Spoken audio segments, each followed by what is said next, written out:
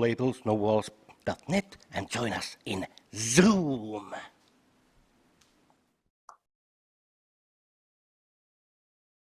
Hello everybody and welcome to the No Labels, No Walls plus We Are One Festival 2020. I'm your host Markus Vähälä and I welcome all of you to the Citizen Café. The Citizen Café is run by Citizen Network, a global network consisting of over 150 organizations and thousands of people.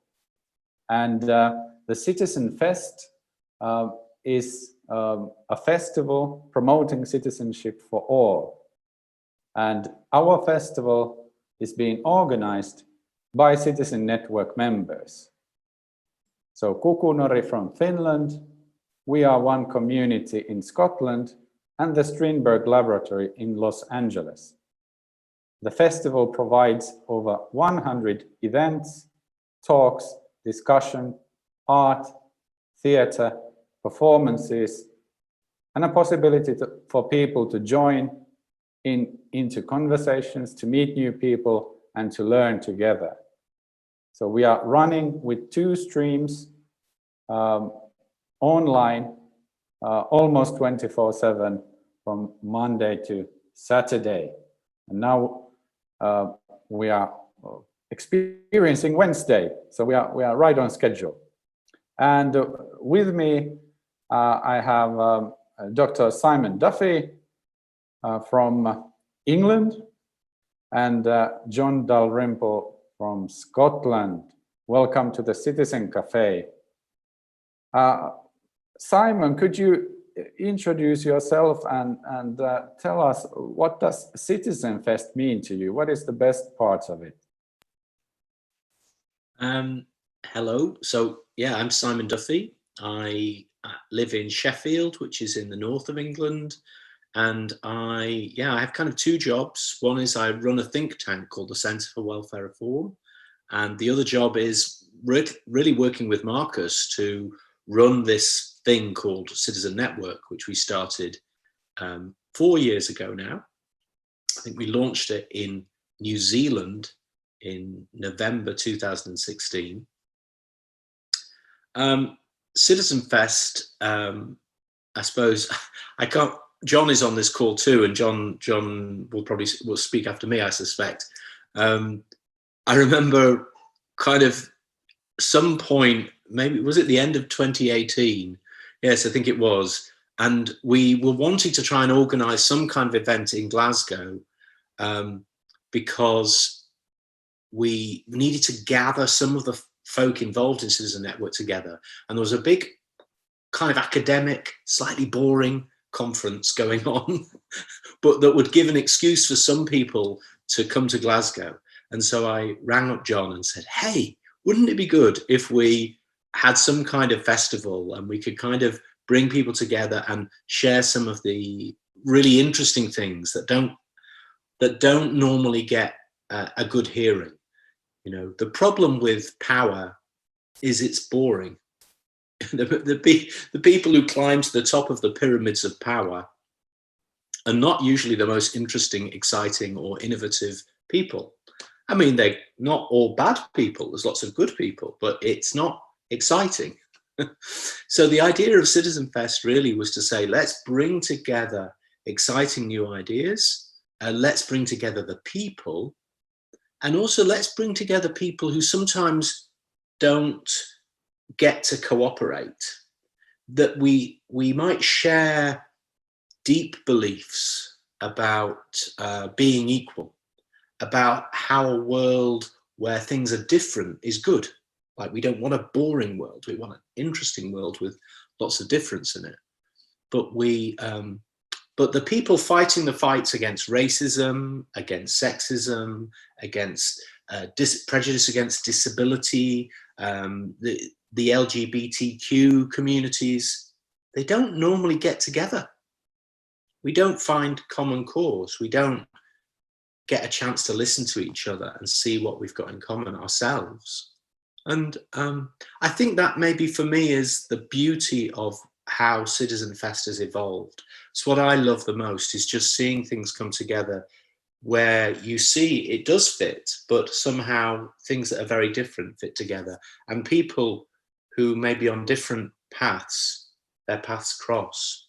And so it was wonderful to see that last year in the physical, real world of Glasgow, and then to see it this year now 3-4 times as big and in this online world. Yeah, I just find it very exciting, and I feel sometimes a little guilty because really all I did was ring John up. And I haven't actually had to do very much other than to support great people like John and Francis and Marcus and all the other people involved from the back, but all the leadership has come from communities themselves. Thank you, Simon. John, you and me, we have collaborated in creating this wonderful festival week. And the idea is not only to bring ideas and people together, but also unions of people, communities, and organizations and networks. What does CitizenFest mean to you?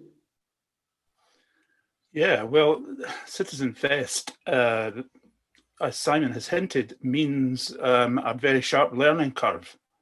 First and foremost, learning about all sorts of technology this year as well. So that's been a huge thing. But fundamentally, CitizenFest means the kind of collaboration that Simon was talking about there with people that perhaps we wouldn't normally mix with in our little bubbles in the social care world. Whether, I spent most of my career working in a kind of disability sphere. But the great thing, your slogan for the festival really captures it. The walls are broken down. The walls between different groups of people who are campaigning and working hard for social justice are kind of knocked out of the way, and suddenly we find we're in the same room together, whether it's a virtual room as it is this year, but we're in the same room together. We believe the same things, the same principles and values are at stake, and we just haven't made this common cause before. So we're in the very early stages of doing it, and we're still finding out how to do it better, more effectively, but we are involved in something quite creative, where music and drama meets serious talk and debate, which is another element of it all, and sometimes you think, oh, well, does that really work? Does that fit? But it does. It's the diversity. It's the one feeds the other.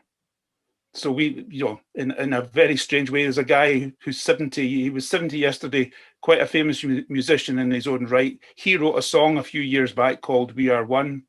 He hears about the festival. He says, "Why don't you use this?"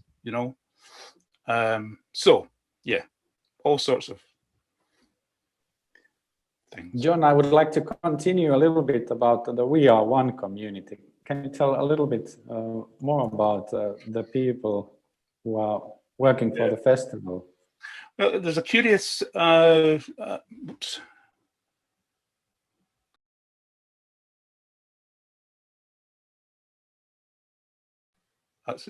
Yeah, sorry, mute him. See, so much to learn. It's curious that the community has its links back in the mid-90s, when a few of us were all doing the same thing. So there's Francis, myself, and Simon, and Emma Soanes, and Hugh Torrance. We were all involved in the work to help people get out of the long stay learning disability hospitals in Scotland. And here we are meeting up 25 years later, and we're all doing slightly different things. And Hugh is working in the LGBTQI community that Simon mentioned. Emma's working in an organization called Unity Enterprise, which is reaching out to some of the poorest people in the city and also to disabled people. And I suppose the community kind of was a group of people catching up with each other after all this time, introducing each other to people that we'd found along the way over the last 25 years. Meeting people in the refugee community in Glasgow, meeting people in the mental health community, and thinking, gosh, if we maybe could get this person involved, then he or she could introduce us to this other person, and we would have all sorts of. So there's a core group of people who've known each other a long time, who work in the voluntary sector, who work for different organisations, who've been on slightly different journeys, and we're just kind of collaborating in a true networking sort of way to build and expand that group of people who are feeling that, yeah, this is something really interesting. We could get involved with this. We could put our name to this, and we can bring resources that you don't have to it. I'm very fascinated of your network there in Scotland, because I think you are. I can feel the positive energy and the constant learning, the will to learn and to use these skills together for the embetterment of the society in a way that is also this year we are looking at you digitally here from Finland, but I feel I'm also part of your team because you have invited us to take part in the preparations and either way there's people from your community joining forces with No Labels, No Walls. And you and I had met up through Citizen Network online like this, and then there you were in the flesh in Glasgow last August. Little did we know that you had a plan up your sleeve to go back, and you were running No Labels and Walls, No Walls in September. So you kept that quiet. So yeah, I think part of what we do is part of the energy comes from frustration and continued anger at what's not been achieved, what should have been achieved and hasn't been achieved, and the continuing kind of ability of the system to resist real change. So that is a challenge to us all, I think, whatever domain we're working in, that we're all coming up against those. It's another common aspect that we all come up against those frustrations where the human rights that are embedded in legislation, 20 years later are not really respected, for instance, so yeah, but there is a lot of energy, determination, and good fun. So serious fun is the tag we've given to the festival. They're really serious, like Simon's 7 Keys to Citizenship are serious issues for all of us in our lives, but we're trying to have fun in celebrating them and in asserting them and challenging society to deliver on them. Yes, you are using the keys to citizenship as the sort of like core principle of the content of the festival also. Aye. Could you, Simon, tell a little bit about what the keys to citizenships are? Yeah, fun. Yeah, it's funny actually, isn't it? This we talk about 7 keys to citizenship, and it's a framework for thinking about life. It's a way of understanding what citizenship really means. In a way, it's opposed to, contradicts what I would call passport citizenship, which is when people go, I'm a citizen because I belong to the United Kingdom or America, and I've got the right coloured passport. That's the opposite of what we mean. We don't mean people kind of clinging to some identity. We mean actually being somebody who's genuinely treated as an equal. And how does that happen? And it turns out that isn't just a kind of like a nice idea. It's actually something that's got to be concrete, made real. As John's indicating, really, he and I worked together a lot over the years, but particularly in closing an institution called Lennox Castle Hospital, which was in Glasgow, horrible place. We helped people come out of that institution to reclaim their own citizenship. And the idea of the keys to citizenship, I didn't write it all down until after I'd finished doing this work in Glasgow, but it's really based on the work that was done in Glasgow. You start to think about how does somebody take their place as a citizen? Well, you really need to understand what's meaningful for that person to begin with. Like citizenship isn't done to a formula that's somebody else's formula. It has to be from you. But people also need to be free and in control of their own life and being able to make mistakes and try things out. People need some resources. One of the things John and I did, which was very radical at the time, was say each person who came out of Lennox Castle Hospital, they had their own budget and their support was designed around that budget. And at Inclusion Glasgow, which is the organisation John helped me set up, that was the organising principle for everything we did. Then help needs to be something that's personal and right for the person and respectful. It's got to be a partnership, not helping from above, but really people working together. And people need to have homes which are their own homes, which they have control over. And people need a life where they not only join in, but they share their gifts. They participate. And actually the first version of the Keys to Citizenship stopped there. And then my friend Wendy Perez, who is a woman with learning difficulties who lives in London, but I've known her a long time, she said, Simon, sex is missing. And I couldn't quite see sex as a seventh key to citizenship, but love seemed to me actually to be missing a bit, that actually it was a little bit cold. And really love is also the end and the start of the keys to citizenship. In a way, all these things are how you make love real. You know, if you think about what you want for your children, which I think is a pretty good test, or for the people you really love, then it's citizenship. It's not power, it's not money. Well, these are stupid things. But citizenship is something that you can wish for those you love. And it doesn't compete. Your citizenship, Marcus, doesn't compete with my citizenship. John's, in fact, the more citizens we have, the stronger all our citizenship. So it's a fantastic, in philosophy, it's a non-zero sum gift. It doesn't all just have to be balanced out like money. It's something that grows up. So yeah, that was the idea, and I think that's the thing that, going back to as John said, all these different groups coming together. But at the heart of it is something fun and exciting, which is we have a really big idea. It's not like a small idea. It's not like a marginal idea. It's not the idea just for the special people who have to be included in ordinary society. That sucks. Ordinary society sucks. What we want is everybody to be a citizen. That's an idea that I think is exciting and fun and serious, and potentially revolutionary in a world which is crying out for citizenship.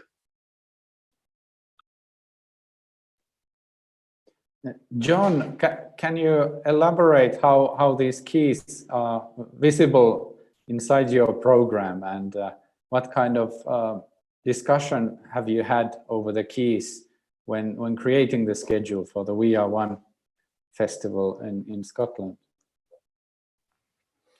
We have allocated one theme per day, which is tricky since there's only 6 days of the festival, but we've used 2 on Saturday, culminating in love, as Simon says.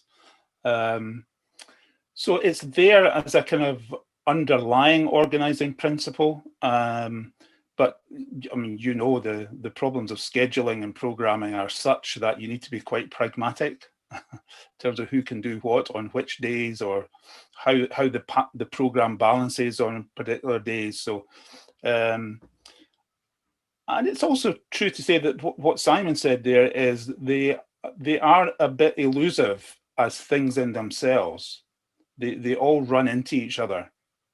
So you might think you're the theme today is, let's say, life, but before you know it, you're really hooked into the issue of purpose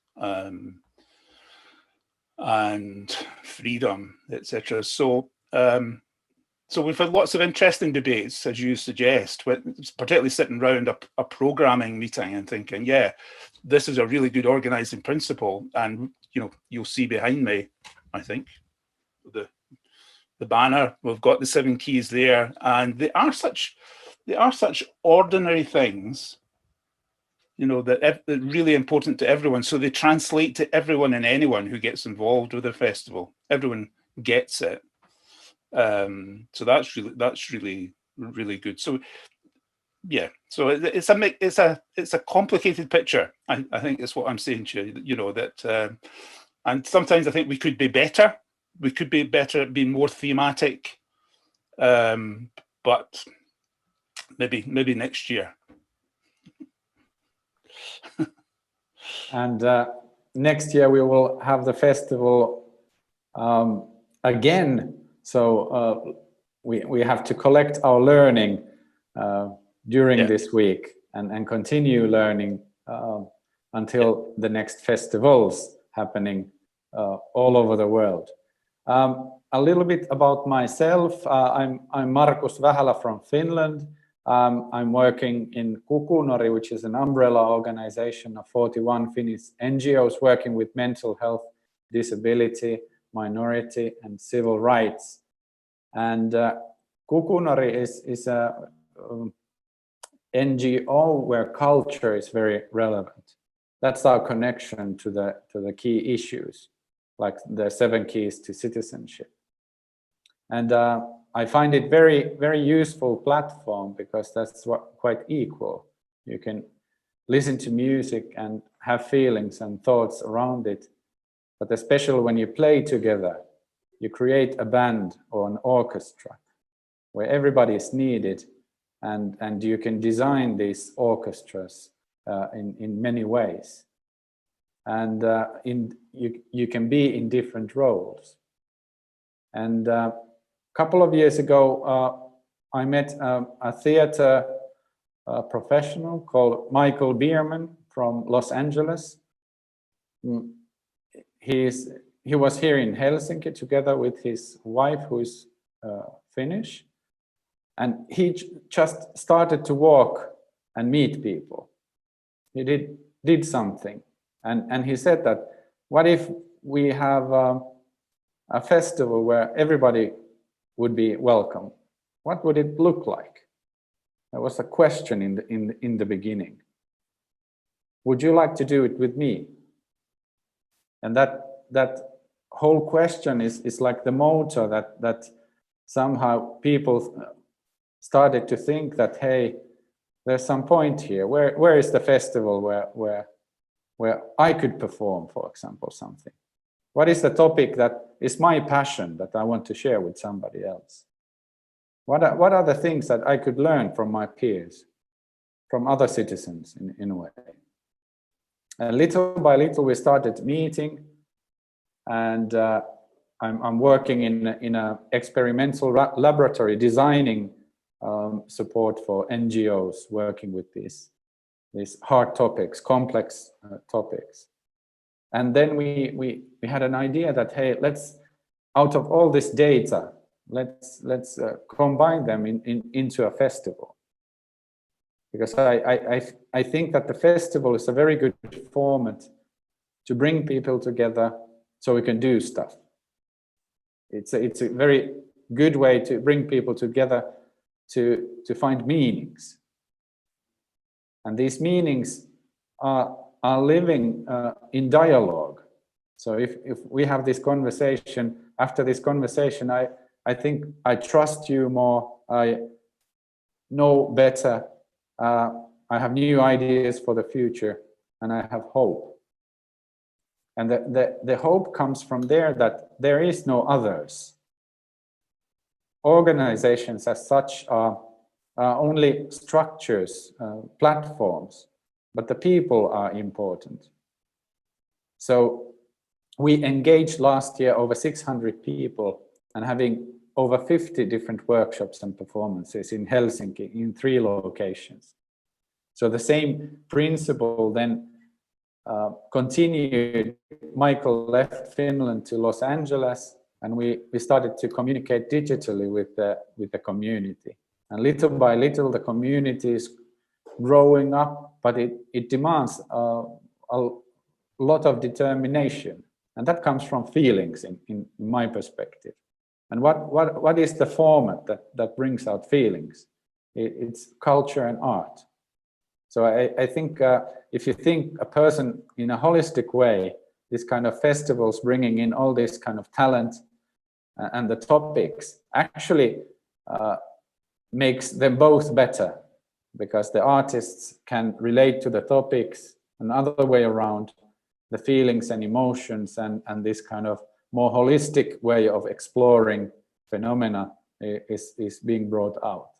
And the key question for the future is that how can we coordinate and have leadership in a way in this kind of networks of people, equal people with their own needs and aspirations, but also shared values and visions. And I think that the future is in unity and this kind of will to participate, to have a dialogue and to have an open mind for learning. But for that, we need platforms that support this kind of understanding and seeing complex issues. The researchers say that the truth is out there. We cannot point it out, or we don't have the silver bullet to fix it out. But it's more like a spaghetti of things mixed together, where we are all in this with our skills and with our environment and with our actions. And I think we are on the way to also to have like peer groups and peer networks that relate to the things that challenge us to continue. Because even though the people change, the questions remain.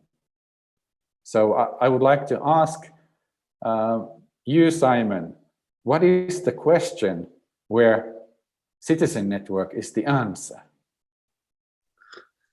Oh, that's a good question, isn't it? Well, the first thing that comes to my mind, it might not be the right answer really, but is how do we find good stuff out? And so what do I mean? The inspiration for Citizen Network, there are a few different threads actually, but one of them is that over the last 10 years or so, I've traveled quite a lot. So I've gone to different places. I was very lucky to spend 3 months living in Finland, which was wonderful. And I've worked in America and Australia and in other places in Europe and New Zealand and Canada. Very lucky to be asked to come and speak, and then usually come and speak and explain and say, hey, what about this? But in one way, what you find is that you are really telling stories about things that are going on somewhere else. You're just a traveler. Yeah. And also in the work that for the last 10 years, I've been running this think tank, and the think tank, what I quite like is writing and thinking. But really, how do people learn stuff? Well, sometimes it's by writing or thinking, and reading. But I think, as you suggest, Markus, a lot of learning is much more experiential. It's much more meeting somebody. It's much more getting inspired by seeing something. And actually, particularly my wife, Nicola, I remember very vividly driving in a car. I think we were going on a visit down to a worky kind of visit down to the south of England somewhere. And she's saying, what would it be like if instead of just publishing these papers, people could find out each other. They could connect to these other good things. And I love maps. As a child, I've always loved maps. So what we started to do was think about how we could get people who we think are doing the best stuff to put themselves on a map, and then how people could just connect as a network and they could learn from each other. So instead of, it's not necessarily very good for me personally, but instead of paying me to come around the other side of the world, they just say, oh, Markus seems to be doing some really good stuff. Let's just connect with Markus. And let's just all those connections. So really to take power away from a consultant or an expert and actually to invest power in each other was the idea. So yes, I think that the question is something like, how do we learn how to change the world? How do we learn to make a world where everyone matters? That's what Citizen Network's about. Well, we have to take responsibility for sharing and connecting. So Citizen Network is part of the answer, because it makes it easier for people to learn. And as I said before, what I think that part of the problem with traditional power, and that includes traditional ways of telling people, educating people, is that the values that inform those systems are wrong. I mean, and John, I think, said this earlier, you know, what's given rise to Citizen Network and CitizenFest and lots of other action recently, I think, is frustration. Because I think that many of us felt, I mean, for many years, I was trying to change government policy and try and create a better system. But what you find is those systems are so imbued with the wrong values, the wrong spirit, that even when they get a good idea, they turn it upside down and turn it into a half good idea or a crappy idea. And so, you know, I think I have much more faith in ordinary human beings and our ability to work together to keep good ideas evolving, learning and growing. Because if you're not motivated by money or power or fame, you just want to do the right thing, then you just need to know where the good stuff is going on. You don't care about what the most powerful people in the country think, because you know they probably don't think very much at all. And what they do think is not worth listening to. We are led by Boris Johnson. I mean, abandon all hope, all ye who think the system is rational and is going to deliver good answers. It's not going to work like that. But we have millions of great people in our country, and there are millions and billions of good people around the world. So why don't we start learning together as equals? That's my kind of woolly answer, Markus, to your question. Thank you, Simon. I wrote it all down. John, what do you think? What is the question where Citizen Network is the answer? Yeah, I think Simon's pretty much answered that for me. It's I think in our culture here in the UK, there's not a strong culture of citizenship within a kind of monarchical system. We're all subjects. And so Citizen Network for me is the answer to the question of what do we do if we don't want to be subjects? What do we do if we don't want to be subjected by other people, whether they're in our family, in our community, in our society, in our wider life? What do we do if we have a disability and we don't want to be subjected to the experts or the people that don't think we have capacity, or the people that think, you know, there's no point in assisting that person because they'll never amount to much. So it's about putting into practice the principles of equality and diversity, I guess, and trying to, as Simon says, trying to act them out in a different sort of way, in a different sort of structure that's got better values and principles at its core, that that don't draw us back into the old ways of doing things through a hierarchy, and which immediately takes you back towards subjection rather than the equality of citizenship. So yeah, it's powerful stuff. I mean, if we take it seriously, I think I was also drawn to something you said earlier about how some of these rational concepts that we're talking about here find expression emotionally through music and things like that. I think that's it. Maybe it didn't start off like that, but it's become about that as well. I think it's how do we make this human and personal, and that's a key value and principle as well. You know, that many of us in our professional training were told not to get too involved.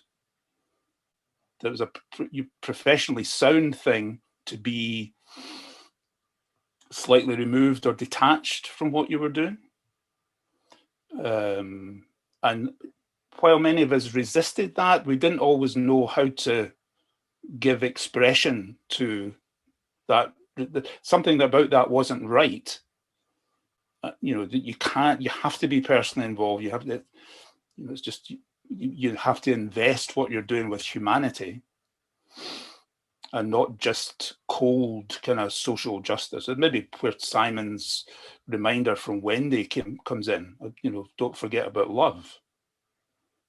You know, not many of us were encouraged to write about love when we were doing our social work training. So, yeah.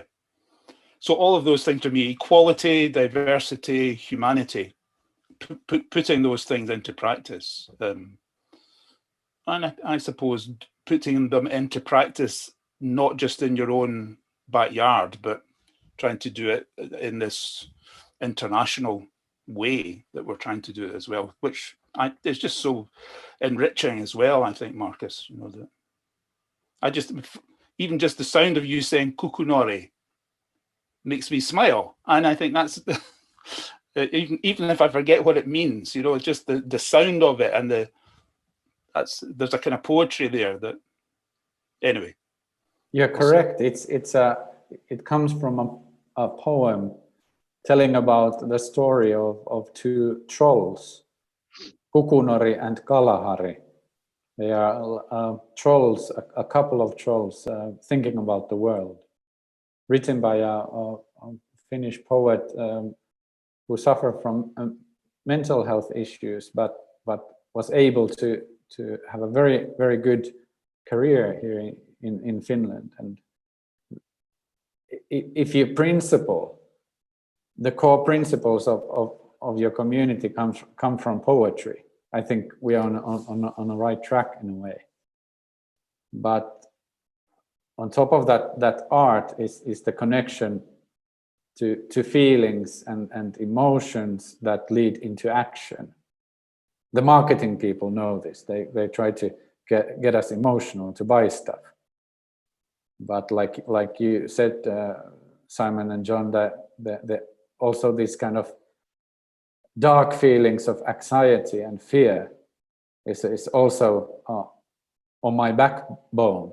I come from a country being sort of overcome by other countries and being independent for a very, very short while. But that's why we have a very equal society in a way. Now we have challenges when other people are rich, other people are poor. There's changing environment in labor. Some people are unemployed. It's the working life is more demanding, and these kind of issues have raised me the question that what is there for the rest of us? All these nations and big organizations, they are for experts and people who are well off. But what is the citizen network for ordinary people? To those people that nobody cares about. For those people who nobody comes to ask, how are you doing and what is a good life for you? There must be networks for the rest of us in a way. And we could be the one. when you don't have anything, you have it all.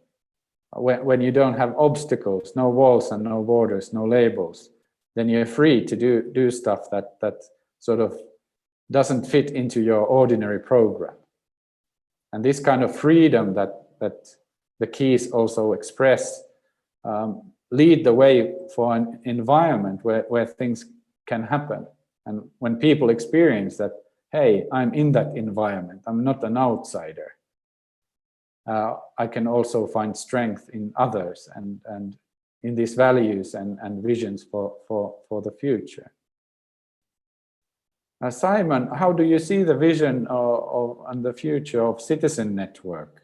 Where are we now and where are we heading in your perspective? Yeah, so really good question. I love that point at the end. I mean, I think that it sounds funny in a way, but isn't authority a lot of kidology? Like, what has authority? What is it? Very often it's something we imbue authority in things. This is the what strikes me. So like John, a lot of my life has been in this social care disability area, and a lot of time you're trying to persuade people, the system. So I think of like we have something called, I shouldn't be too rude, this is live, isn't it? But there are bits of government that are supposedly the experts on social care, and it's bullshit. It's bullshit. It really isn't got any validity at all. And but because it has a symbolic place in the system, it has authority, and we all orientate towards it. If only we could get it to bless us, becomes the problem. And one of the beautiful things that you've touched on just now, Markus, I think about Citizen Network, and John talked about, and it's a funny thing. The world is huge, but it's also finite. It's just what it is. It's all of us. We are one in the world. And if you throw away the wall of countries, or you just treat it as a kind of an interesting thing, but not the fundamental thing, then you can also throw away all of this false authority. So we can start to be experts. We can create expertise and knowledge embedded in communities. So this is a long answer to your question, but a lot of the work, John and I and you, Markus, and many of our friends, many of the people involved in Citizen Network could also be described as social innovators. And social innovation can be very small. It can be me doing something different with my life that's new and unusual, or it can be a system change or an organizational development or a new way of organizing things in your community, all sorts of different ways of social innovation. But it's all, let's do something new and let's try and do something better, and let's learn from that process. That's what social innovation is about. One of the things I learned was that when social innovation meets government, government tends to try and steal the learning, and it misunderstands what's really going on. What I wanted to do was create a community of people who genuinely cared about the learning, who didn't want to do it because it was the thing that was told was right, but they wanted to do it because it worked, because it made life better, because it was fun and interesting and engaging. And all of this stuff is actually in conflict with that. So I think that what Citizen Network can do in practice is it can help give birth to movements around ideas and themes and different ways of doing things. CitizenFest is a fantastic example of, I say, that cultural meeting. One of the projects that we were also very well developed in is something called the Self-Directed Support Network. So this is a little bit more technical, and that maybe I'm a bit like that. I'm a bit kind of overly rational, but the people who've really driven the development of systems of support where people can be in control, most of the good folk are inside Citizen Network already. We can network and we can learn and we can share and we can develop a sense of what's going on, what the challenges are, how to improve things. And we can, and maybe if people are missing from that, we can invite them in and we can build things together with them without having to wait for authority from above. And then maybe also sometimes when you really do need things to change, you can start campaigning and organizing. So one of our partners at Citizen Network is the UBI Lab Network. And this is very new, but it's all about challenging income security to push for a system more like basic income. So then I think sometimes what Citizen Network can do is can help platform campaigns that connect to different aspects of the keys. And I look around at some of my friends doing fantastic stuff around the world, and I just think, well, you know, if we could get our act together and realize how powerful we are, then we could bring around momentous change, because the world is desperate for change, for citizenship. And one of the most fundamental areas, and it's not an area where I'm a special expert, but it's pretty obvious that we need to all act, is climate and the natural world. And to change the trajectory of the earth, to stop us, you know, to create a livable climate, to stop us extinguishing this diversity of the planet through species extinction, by helping us live in harmony with each other and the world, will take citizenship. It takes each of us changing how we live together, changing the systems of power and energy use, travel and transport.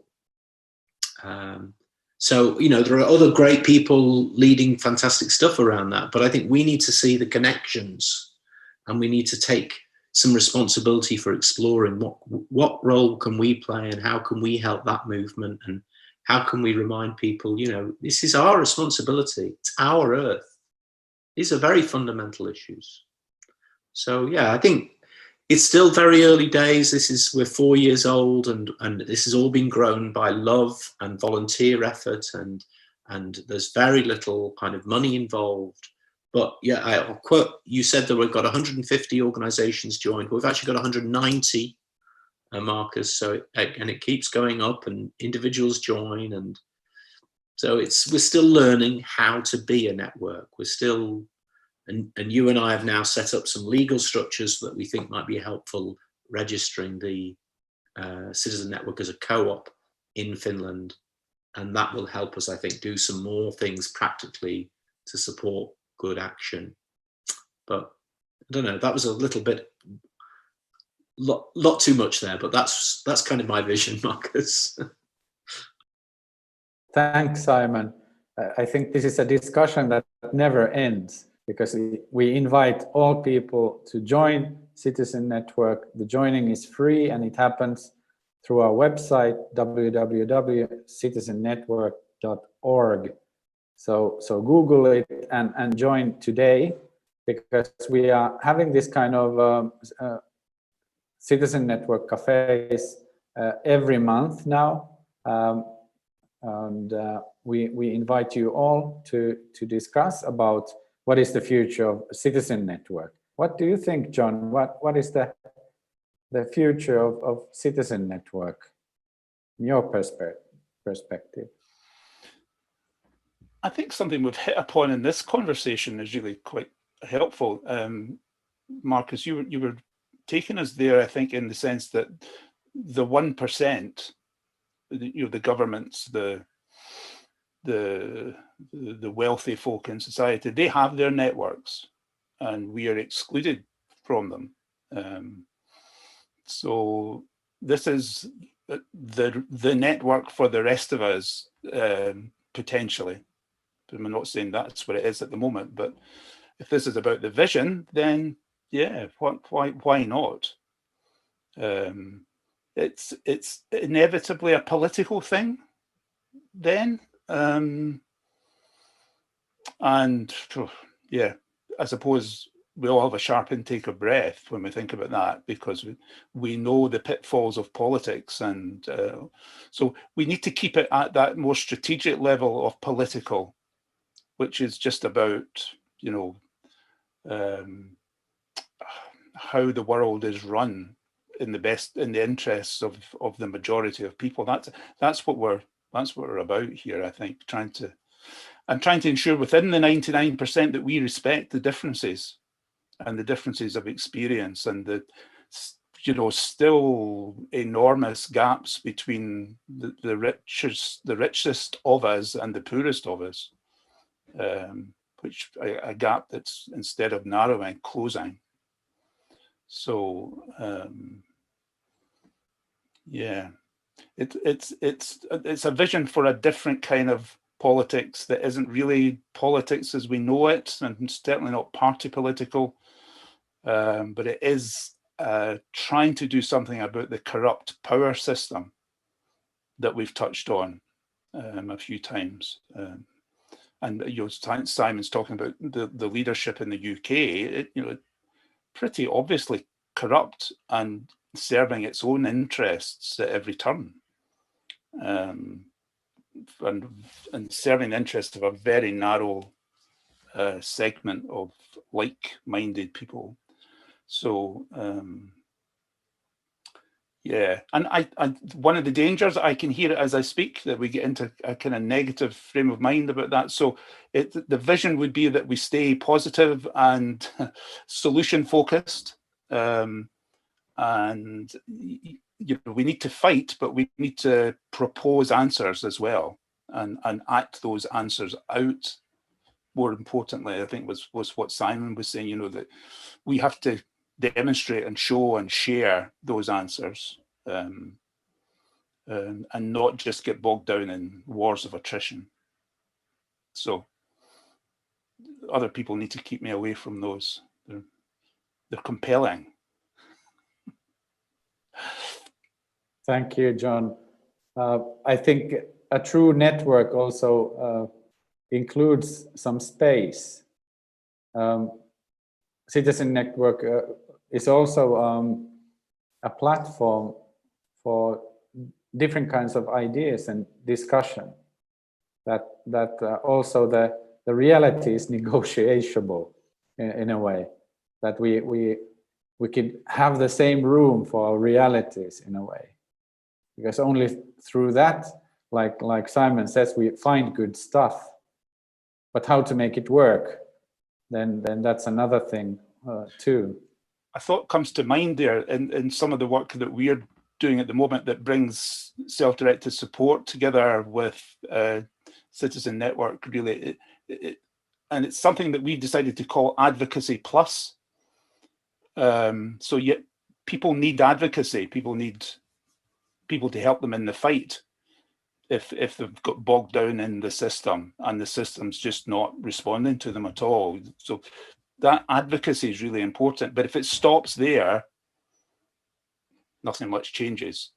So it's like Advocacy Plus, the solution focused, look, if we just thought about this in a different sort of way, here's what we could do, here's what we could achieve, and demonstrating to the system, to everyone affected by it, that there is another way, and we know how to do this.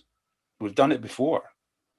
It was done last week in that town. It was done last year in another country. We know how to do this, and just keep plugging away. That this is not as good as it gets, as some people have said.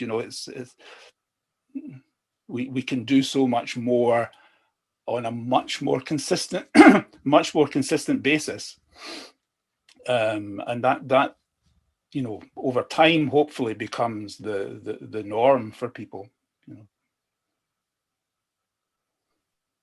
Thank you, John.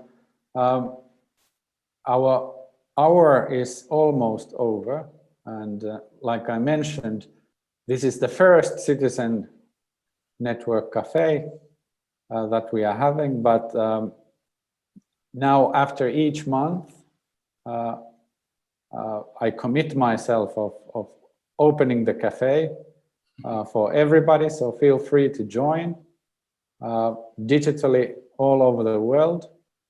Probably there will be also different cafes and different time zones, so that's a space where we can explore what is the question where Citizen Network is the answer. And we invite all of you to take part in discussion, but also into action. And this week is full of action. Just yesterday, I spent 2 hours with Chirla from United States, who have a lot of skills in organizing these advocacy issues with immigrants and paperless people in the United States. So the struggle, in a way, gives us the tools, and it also connects us to the network that supports Citizen Network in our role to explore a world for us all, where there is no rest of us. We are all in this together. We are one. Thank you, Simon. Thank you, John, for this conversation. I hope you have the time to come to other discussions at the No Labels, No Walls Plus We Are One festival. We are running today 15 hours worth of program coming from all over the world. So join us and watch it live. Watch the We Are One stream live from the Facebook. And let's meet in the next Citizen Network Café. Thank you.